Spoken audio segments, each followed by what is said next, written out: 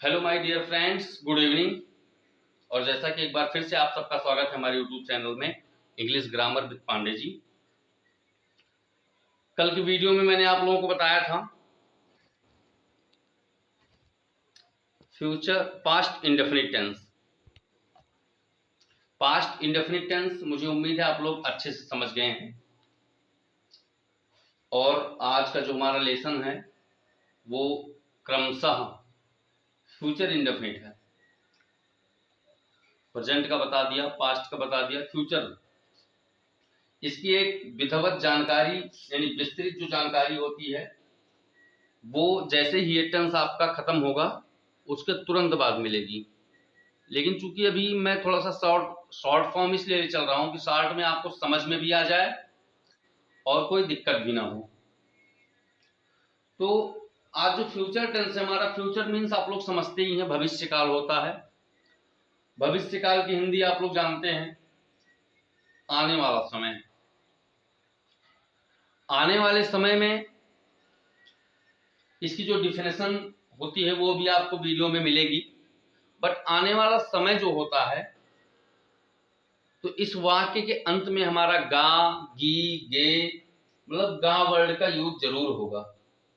किसी कार्य के आने वाले समय में होने या करने, हो रहा होगा, होता रहेगा, हो चुका होगा या हो गया तथा एक निश्चित समय से, जैसा कि मैंने बताया था कि एक टेंस में आपका टाइम भी दिया रहेगा, तो एक निश्चित समय से होता आ रहा होगा।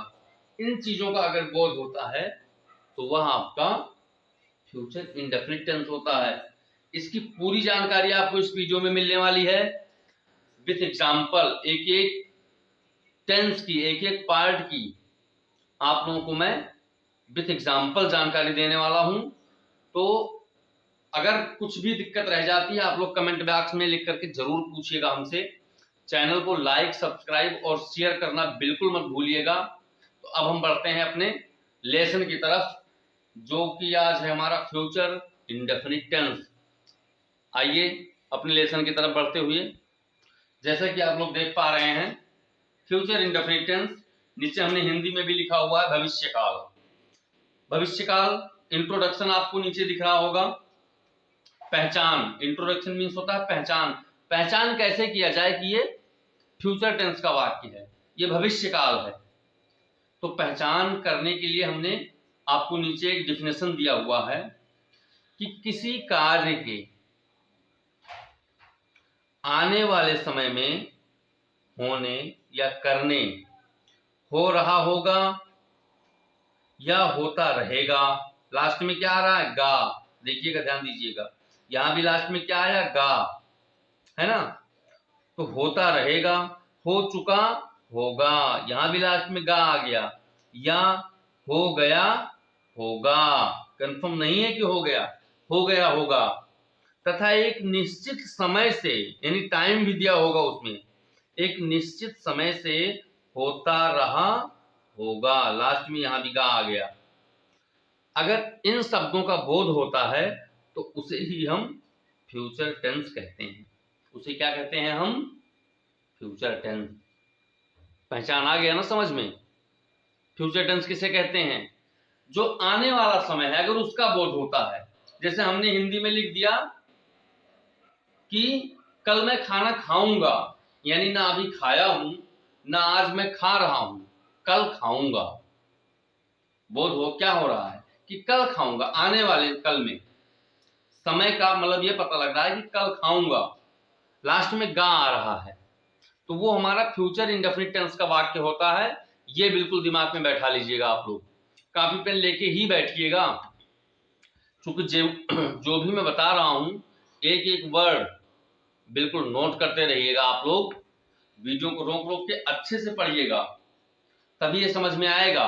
और एक बार अगर आपने इसको ढंग से पढ़ लिया तो आपको टेंस दोबारा पढ़ने की जरूरत नहीं है। मैं इस बात की गारंटी लेता हूं कि मेरे से बेटर आपको दूसरा कोई टेंस पढ़ा नहीं सकता है। जैसा कि मैंने आपको फर्स्ट एग्जांपल दिया है अभी, इसके 4 पार्ट होते हैं। हर एक टेंस के प्रेजेंट का भी 4 होता है, पास्ट का विचार होता है और फ्यूचर का विचार होता है। सबके चार चार पार्ट्स होते हैं, है ना। चारों पार्ट्स में भी आपको मैं बता रहा हूं। पहला पार्ट और पहले का एग्जाम्पल आप देख लीजिए। जैसे कि मैंने हिंदी में लिखा है कि मैं एक पत्र लिखूंगा, मैं एक पत्र लिखूंगा। इसका साफ बोध हो रहा है इस वर्ड से कि मैं अभी ना लिखा हूं, अभी लिख के खत्म नहीं किया हूं और ना ही मैं लिख रहा हूं। मैं क्या करूंगा, मैं एक पत्र लिखूंगा। अब कब लिखूंगा, कल लिखूंगा, परसों लिखूंगा, नरसों लिखूंगा, जब भी लिखूंगा, बट ये है कि लिखूंगा।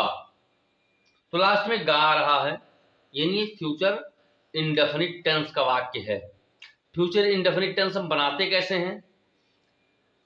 फ्यूचर का जो हमारा हेल्पिंग वर्ब होता है वो विल या सेल होता है। ये मैं आपको बताऊंगा आगे की वीडियो में, कहाँ विल लगाते हैं, कहाँ सेल लगाते हैं। बट अभी आप समझिए, इसी वीडियो में बता रहा हूं अभी, या अभी देखिए। सेल, हेल्पिंग वर्ब आपका क्या होता है? सेल। मैं एक पत्र लिखूंगा तो आई सेल राइट अ लेटर, इसकी इंग्लिश बनेगी। आई मीन्स मैं, सेल आपका हेल्पिंग वर्ब है फ्यूचर टेंस का, राइट अ लेटर एक पत्र, मैं एक पत्र लिखूंगा, आई सेल राइट अ लेटर। और ये जो आपका वर्ड है ये क्या है? आप नीचे देख लीजिए, फ्यूचर इंडेफिनिट। ये जो मैंने पहला एग्जांपल दिया है ये है आपका फ्यूचर इंडेफिनिट, ये हमने नीचे लिख दिया है। नंबर 1 पे आपका ये आ रहा है फ्यूचर इंडेफिनिट टेंस। और फ्यूचर इंडेफिनिट टेंस का जो हमने आपको एग्जांपल दिया है, आई शैल राइट अ लेटर, मीन्स मैं एक पत्र लिखूंगा। ठीक। नेक्स्ट आपका आता है, हिंदी मैंने लिखा कि मैं एक पत्र लिखता रहूंगा, यानी जब भी लिखूंगा तो लिखता रहूंगा, कंटिन्यू रहेगा कार्य हमारा, रुकेगा नहीं। तो ये कंटिन्यूअस तो है, लिखता रहूंगा मतलब कंटिन्यूअस है, बट लास्ट में गा आया हुआ है यहाँ पे, तो ये फ्यूचर का कंटिन्यूअस है। ठीक। मैं एक पत्र, प्रेजेंट कंटिन्यूअस में रहा रही रहे, ऐसे मतलब कंटिन्यू का बोध होगा आपको, चाहे फ्यूचर का हो या पास्ट का हो या फ्यूचर का हो, तो उसमें कंटिन्यू वर्ड दिखेगा कि मैं लिख रहा हूं, लिखता रहूंगा, लिख चुका हूंगा, इन सब वर्ड का बोध होगा कि मतलब कार्य जारी रहने का जो बोध होता है वो आपको दिखेगा कि कार्य जारी है या जारी रहेगा। तो वर्ड में समझ में आ रहा है कि मैं एक पत्र लिखता रहूंगा, ना खत्म करूंगा ना लिख चुका हूं, मीन्स लिखता रहूंगा। तो कंटिन्यू है, यानी कंटिन्यूअस तो है। और लास्ट में गा गी गे, ये अगर आ रहा है तो ये आपका फ्यूचर है। इसकी इंग्लिश कैसे बनाते हैं? इसका हेल्पिंग वर्ब होता है आपका शैल बी। फ्यूचर टेंस की दो हेल्पिंग वर्ब होते हैं, एक होता है शैल और एक होता है विल। ये नीचे लिख दे रहा हूं, देख लीजिए। एक होता है SHALL, एक होता है शैल और W, और दूसरा होता है विल। अब कहीं पे हम शैल बी लगाते हैं, कहां शैल हैव लगाते हैं, वो चीज अभी मैं बता रहा हूं आपको आगे इसी में। तो मैं एक पत्र लिखता रहूंगा, I shall be writing a letter. यहाँ पे वर्ब की फर्स्ट फॉर्म आई है, पहली अवस्था। यहाँ पे वर्ब में आईएनजी लगा दिया गया, कहीं भी कंटिन्यूअस टेंस रहेगा तो आईएनजी जरूर लगेगा, और आईएनजी केवल वर्ब के यानी क्रिया के फर्स्ट फॉर्म में ही लगाया जाता है, सेकेंड फॉर्म में आईएनजी नहीं लगता है। तो I shall be writing a letter means मैं एक पत्र लिखता रहूंगा, इतना ध्यान रखिएगा आप लोग। तो प्रेजेंट फ्यूचर के इंडेफिनिट में वर्ब की पहली अवस्था आई है राइट। कहीं रीड आएगा तो उसकी भी पहली अवस्था, कहीं ईट आएगा तो उसकी भी पहली अवस्था। ठीक है। और फ्यूचर कंटिन्यूअस में पहली अवस्था तो रहेगी बट उसमें आईएनजी फॉर्म जरूर लगेगा, है ना।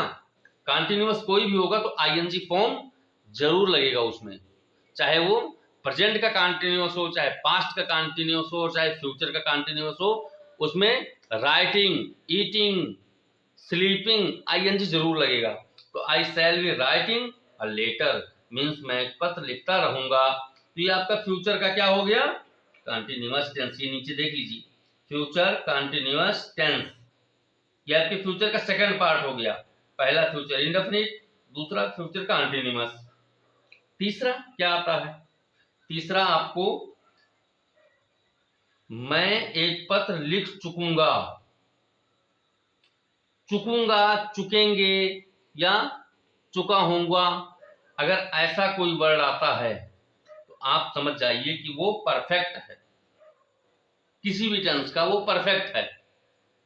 अब लास्ट में गा गी गया रहा है तो सीधी सी बात है कि फ्यूचर का है।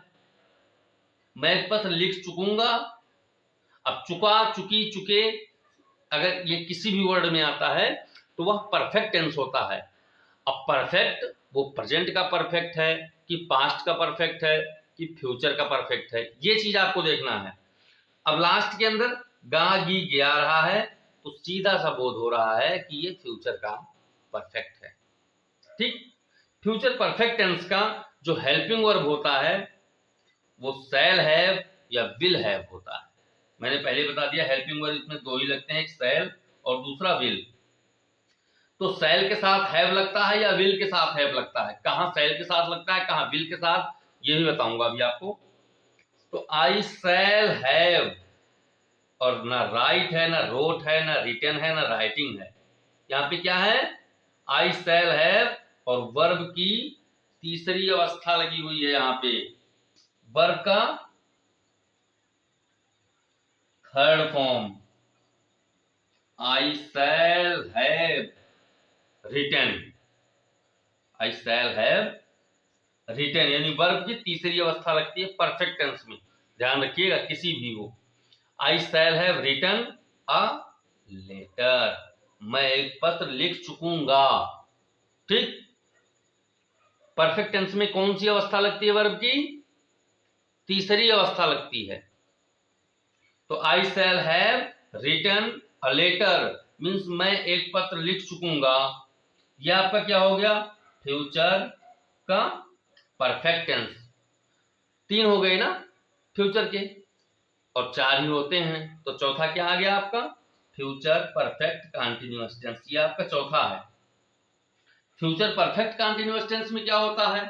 केवल फ्यूचर परफेक्ट में ही नहीं, अगर किसी भी टेंस का परफेक्ट कंटीन्यूअस है तो उसकी जो हेल्पिंग वर्ब होती है वो हैव बीन या हैज बीन होती है। अब चूंकि फ्यूचर है तो फ्यूचर में मैंने बताया कि दो हेल्पिंग वर्ब आपके मस्ट हैं, एक शैल और दूसरा। तो आई शैल और शैल की जगह पे हम शैल या विल लगाते हैं, शैल या विल लगाते हैं। अब चूंकि यहाँ पे शैल लगाना है, ये मैं बताऊंगा कहां कहां पे शैल लगता है कहां विल लगता है, बट आई के साथ हमेशा शैल लगता है। तो फ्यूचर परफेक्ट कंटिन्यूअस हमने इसका आपको जैसे बताया अभी कि आई शैल हैव बीन, ये इसका हेल्पिंग वर्ब होता है, शैल हैव बीन, और कहीं कहीं लगता है विल हैव बीन। तो आई के साथ चूंकि शैल और have been, I shall have been writing a letter for 2 hours, यानी कि जो फ्यूचर का परफेक्ट कंटीन्यूअस टेंस होगा उसमें समय जरूर दिया होगा। चौथा आपका फ्यूचर परफेक्ट कंटीन्यूअस टेंस, समय जरूर दिया होगा, 2 घंटे से लिख रहा हूंगा या 2 दिन से लिख रहा हूंगा, है ना, तो समय जरूर दिया होगा। तो I shall have been writing a letter for 2 hours, मैं एक पत्र 2 घंटे से लिखता रहूंगा। लास्ट में गा गी गया आया तो फ्यूचर का हो गया। समय दिया हुआ है अगर तो परफेक्ट कंटीन्यूअस टेंस है। ठीक है, तो मैं एक पत्र लिखता रहूंगा, कब से? 2 घंटे से। मैं 2 घंटे से एक पत्र लिखता रहूंगा मीन्स ये आपका हो गया future perfect continuous tense. Perfect continuous किसी का भी होगा, चाहे प्रेजेंट का होगा, चाहे पास्ट का होगा, चाहे फ्यूचर का, उसमें समय जरूर दिया होगा, एक निश्चित समय, कार्य का एक निश्चित समय से करना या होने का बोध होता है। ऊपर आपको मैं इंट्रोडक्शन में दिया हुआ हूँ, बताया हूँ, समझाया हूँ सब कुछ, जो इसका डिफिनेशन दिया हूँ उसमें मैं फ्यूचर टेंस के बारे में भी आपको डिफिनेशन दिया हूँ कि एक निश्चित समय से हो रहा होगा कोई भी कार्य, तो निश्चित समय का मतलब उसमें समय दिया होगा, चाहे 2 घंटे से हो रहा होगा, चाहे 2 दिन से हो रहा होगा। तो future perfect continuous tense I shall have been, तो shall have been future perfect continuous tense का हेल्पिंग वर्ब है। Shall have been, I shall have been writing a letter for 2 hours, 2 घंटे से, तो मैं एक पत्र 2 घंटे से लिखता रहूंगा, है ना। मैंने पीछे भी आपको बताया था कि कहीं सिंस लगता है, कहीं फॉर लगता है। सिंस लगता है एक निश्चित टाइम के लिए, निश्चित टाइम कि मैं अभी यहाँ पे 2 घंटे की जगह अगर लिखा होता 2 बजे से, तो निश्चित टाइम हो जाता, वहां पे लिख दिया जाता सिंस 2 o'clock, फॉर की जगह पे सिंस लगा देते हम, सिंस 2 o'clock। लेकिन अगर 2 घंटा लिख दिया गया, अब 2 घंटे में ये तो पता नहीं है ना कि 10 से 12 या 2 से 4 या 4 से 6, ये नहीं पता है, निश्चित नहीं है, बस केवल 2 घंटा बता दिया गया है। तो जहां पे अनिश्चित समय दिया जाता है वहां पे फार लगाते हैं, और जहां पे समय निश्चित होता है वहां पे हम क्या लगाते हैं, सिंस लगाते हैं। पीछे भी हमने बताया था आपको, सिंस SIN सिंस लगाते हैं एक निश्चित टाइम के लिए। जैसे हमने लिख दिया 2 o'clock, तो 2 o'clock अगर हमने लिख दिया तो उसके लिए हम सिंस लगा देंगे। और हमने जैसे अभी लिख दिया 2 घंटे से 2 hours, तो वहां पे हम क्या लगाते हैं, फार लगाते हैं। ठीक, तो मुझे उम्मीद है कि आपको फ्यूचर टेंस जो है ढंग से समझ में आ गया है। कहीं कोई दिक्कत, कहीं कोई कम्प्लीमेंट्री अगर आपके दिमाग में बैठ रही है, आ रही है, कमेंट बॉक्स में जरूर लिख के भेजिएगा। वीडियो अगर आपको पसंद आती है तो लाइक, शेयर और कमेंट करना बिल्कुल भी मत भूलिएगा। ऐसे ही अच्छी वीडियोस आपको रेगुलर मिलती रहेंगी, और मैं उम्मीद करूंगा कि इंग्लिश का एक से एक अच्छे से अच्छे वीडियो मैं आप तक पहुंचाने का डेली प्रयास करूं। इसी के साथ आज का मैं लेसन अपना समाप्त करता हूं। गुड नाइट, जय हिंद, जय भारत।